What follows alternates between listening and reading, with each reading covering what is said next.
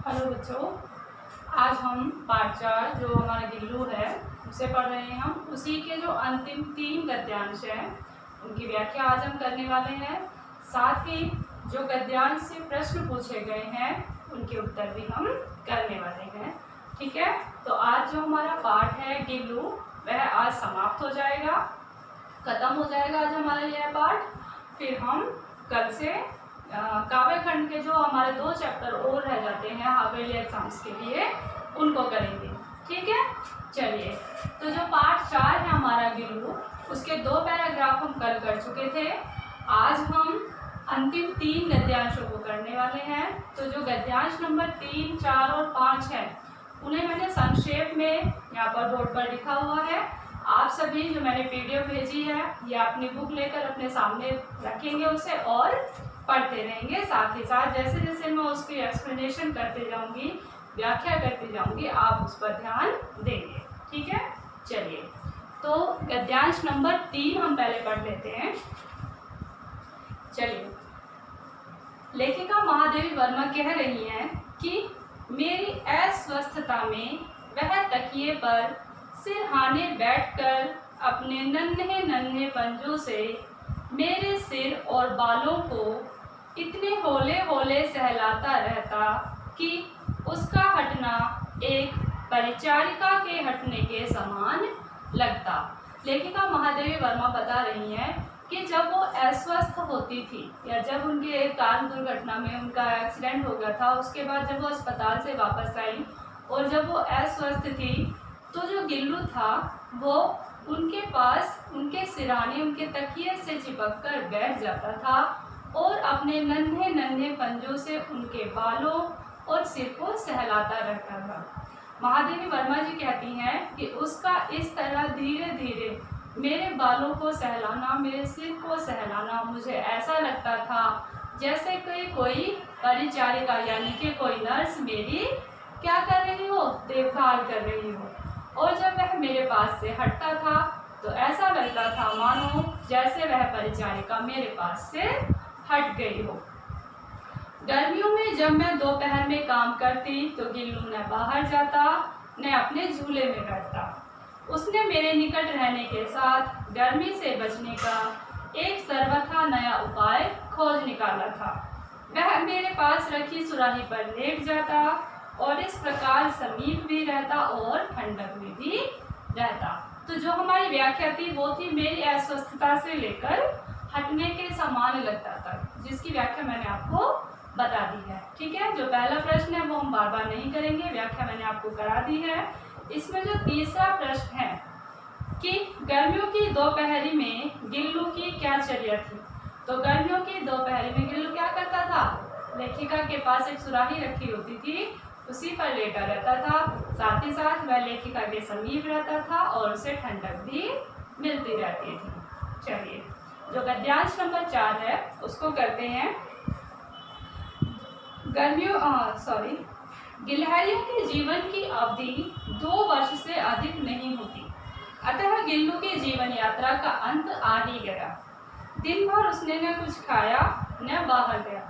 लेखिका महादेवी वर्मा जी कह रही है कि जो गिलहरी, जो छोटा एक लघुकाय प्राणी होता है गिलहरी, उसका जो जीवन काल होता है वह केवल कितना होता है, 2 वर्ष होता है, यानी कि 2 वर्ष से ज़्यादा वो नहीं जीता है। तो लेखिका बता रही है कि गिल्लू भी क्या आज 2 वर्ष का हो गया है और आज उसका क्या है, अंतिम दिन है, जिस वजह से ना वह कहीं बाहर गया ना ही उसने कुछ खाया। रात में अंत की यातना में भी, यानी कि जब उसके प्राण निकलने वाले थे, उस दर्द को झेलते हुए भी, मृत्यु के उस दर्द को वह सह रहा था, लेकिन फिर भी वह अपने झूले से उतरकर मेरे बिस्तर पर आया।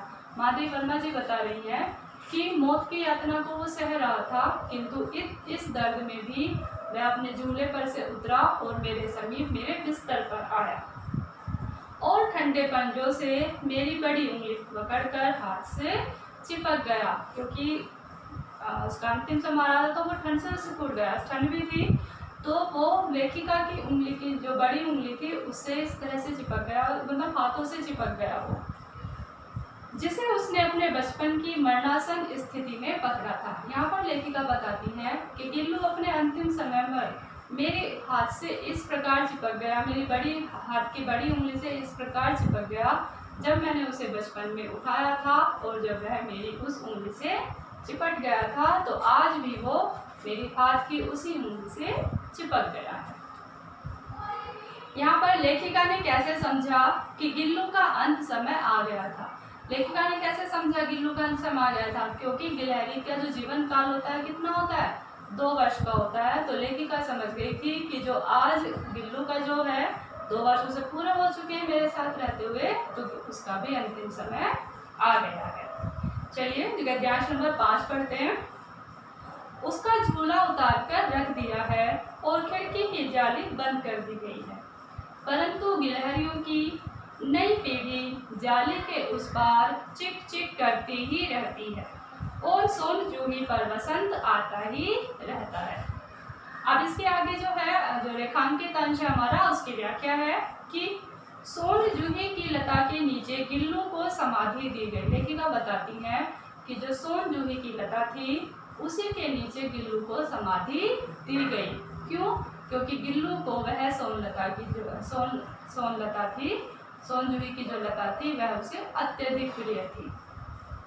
वह उस पर उछल कूद मचाता रहता था और उसकी घनी छाया में बैठकर छुप जाता था, और जब भी लेखिका उसके आसपास आती थी, उस लता के आसपास आती थी, तो लेखिका के कंधे पर चढ़कर वो उन्हें चौंका देता था।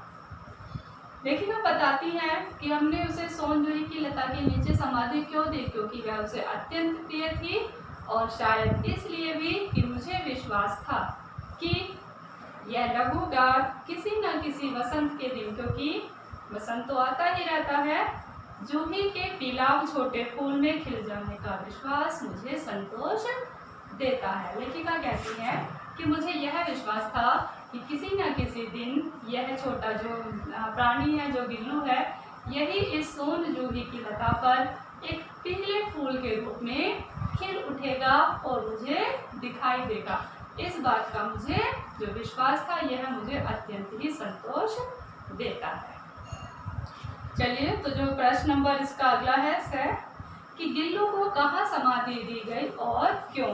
तो गिल्लू को समाधि कहाँ दी गई? गिल्लू को समाधि सोन जूही की लता के नीचे दी गई, क्योंकि वह उसे अत्यधिक प्रिय थी, और साथ ही लेखिका को विश्वास था कि किसी न किसी दिन सोन जूही पर जो एक पीला फूल खिलेगा, उसके रूप में मुझे गिल्लू का क्या होगा? दर्शन होगा, यानी कि वो मुझे उसमें दिखाई देगा। तो आज ये हमारा पाठ हो चुका है गिल्लू, जिसकी लेखिका है महादेवी वर्मा जी। तो आज हमारा यहाँ पर गद्य खंड में जो हमारा हाफ ईयरली एग्जाम होगा, अर्धवार्षिक जो परीक्षाएं होंगी हमारी, उसका पाठ्यक्रम पूरा हो चुका है, और हम काव्य खंड कल से करेंगे। उसके 2 पार्ट और रह गए हैं, उसके बाद हम व्याकरण करेंगे। ठीक है, तो आज हमने पढ़ा, खत्म किया है अपना पाठ गिल्लू। ठीक है, चलिए।